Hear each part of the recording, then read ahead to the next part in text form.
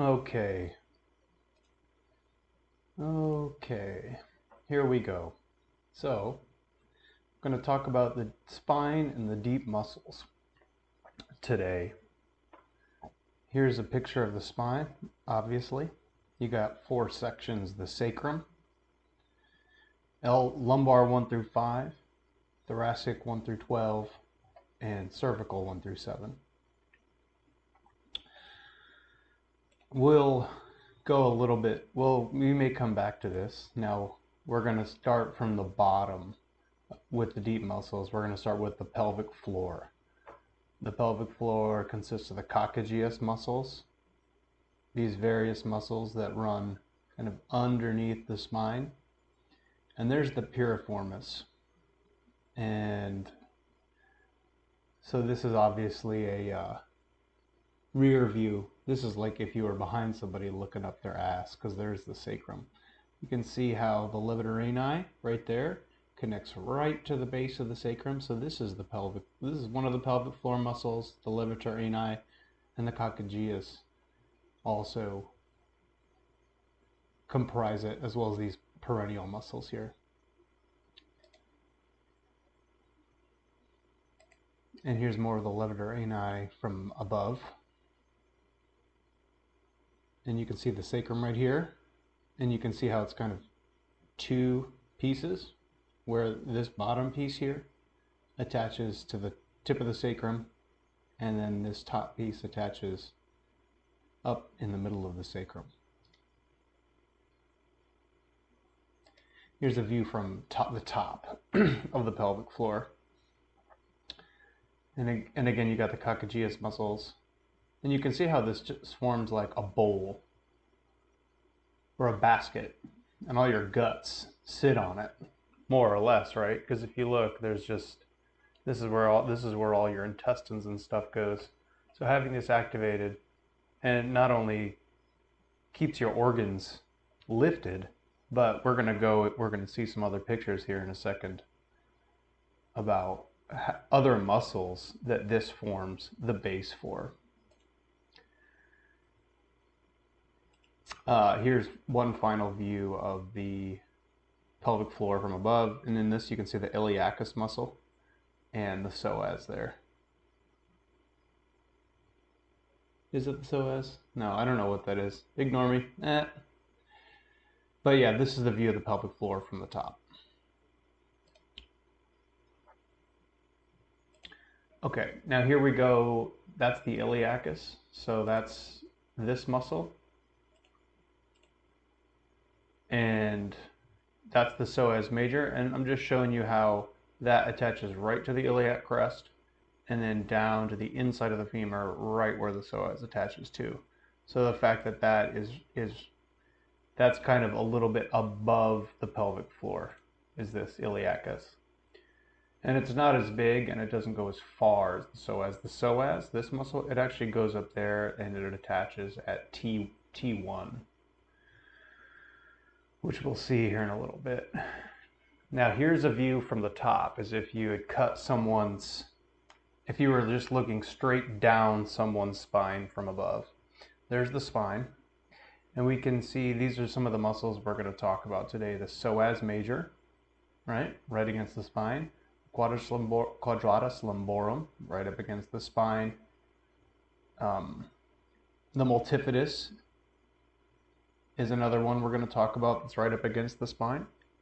And the transverse abdominus, which you can see is the deepest of the abdomen muscles, because you've got your obliques above it. You've got, and over here we can go radially away from the spine. Here's the multifidus, right? And as you go out from it, you've got your erector spinae, your lats.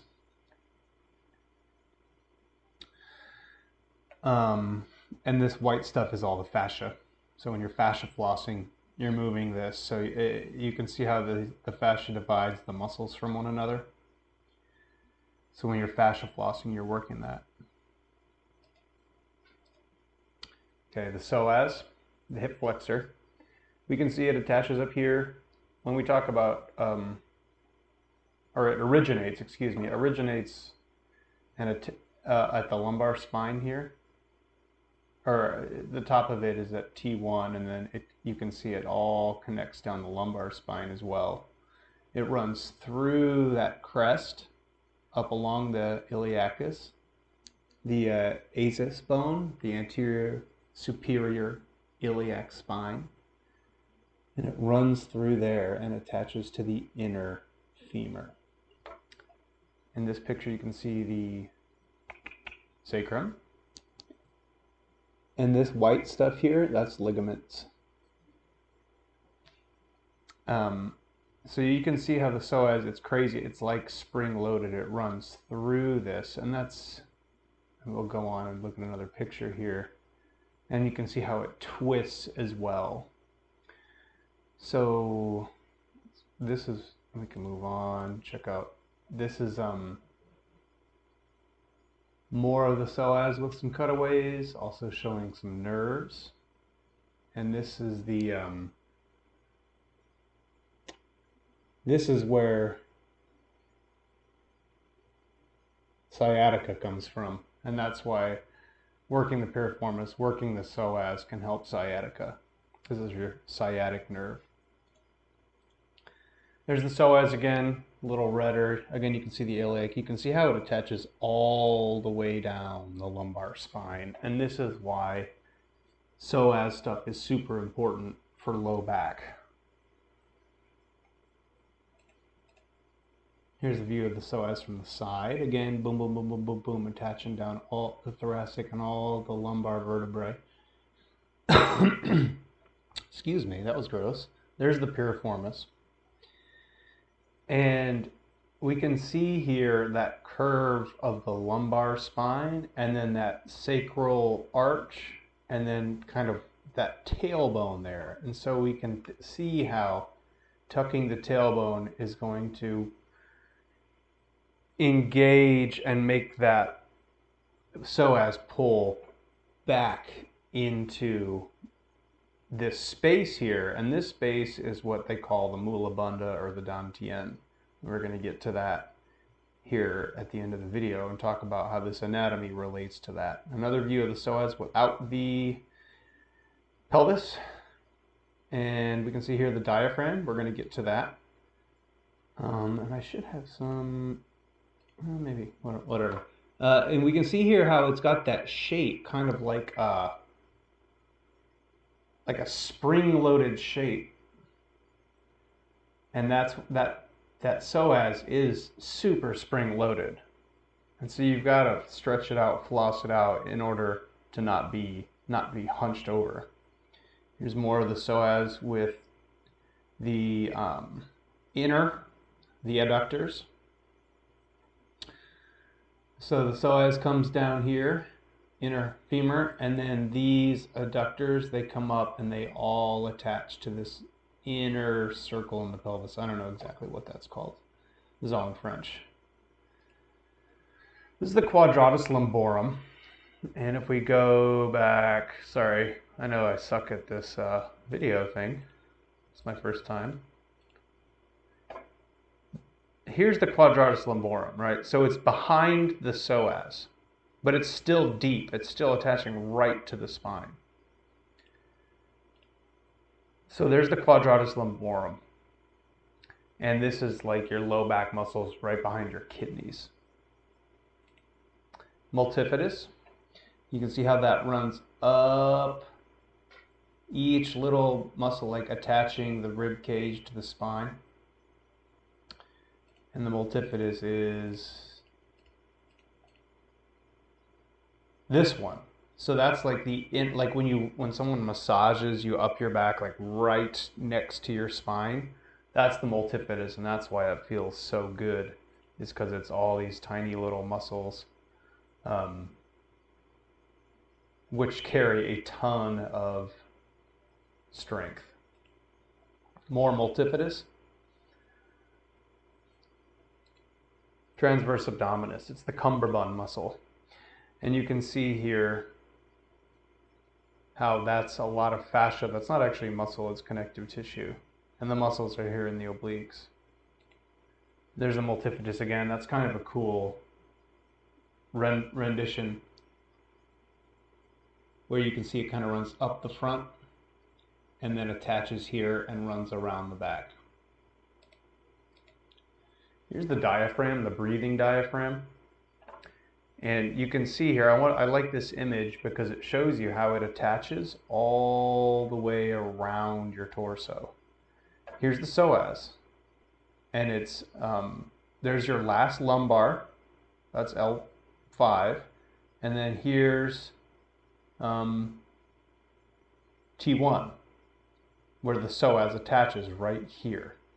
And then you can see how that abdomen, or the diaphragm is connected by fascia here to the psoas and the quadratus lumborum, and the multifidus would be like back behind. It's out of view. So I just wanted to show you this to show this picture so you can see how it attaches all over here. And there's big fascia there between your diaphragm and your psoas. And there's all this fascia here where your heart is. So fascia flossing, that's the only way you're going to work this fascia out. You can work out the muscles, right? But this fascia here, because that's the hole for the vena cava, which is a big tube for your heart. I don't know if it's a vein or an artery. And here is the foramen for your esophagus, where you breathe or eat. Okay, so let's get into the kind of Eastern philosophy regarding this region. We'll talk about the Tien, which is from Tai Chi, which means sea of Chi. We'll talk about the Mula Bandha from yoga as well. So here's the Tien. It's this circle here. And it runs from your navel to the Ming Men, which that looks to be, I didn't look it up exactly. It's in the lumbar spine. Here's the sacrum, so that looks like maybe it's at L. I don't know, it's in the lumbar spine. So you've got your navel, the lumbar spine, and the perineum. They create this triangle. And then the Tien sits in that triangle. Roughly speaking. Let's move on to another picture and see if we can get a different idea. So the Tien should kind of be an empty space. And we can see from this image, you're pushing down with the diaphragm, right? So your whole rib cage is pushing down. Your psoas is attaching right about here. And you're lifting up with the perineum, the pelvic floor. And you're pulling in with the front, that's the rectus abdominis. And then you can see how that transverse abdominis, the cummerbund muscle, is all engaged through all of this. So again, you're pulling like back towards your spine and then out from either side.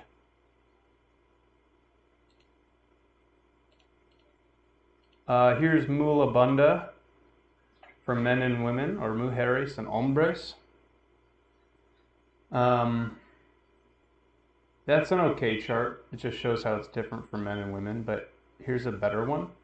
And it shows how there's this, the chi or whatever it is, I think, whatever they call it in yoga, is here. And then kind of behind the balls, and in chicks it's up there. But here's the best picture I found.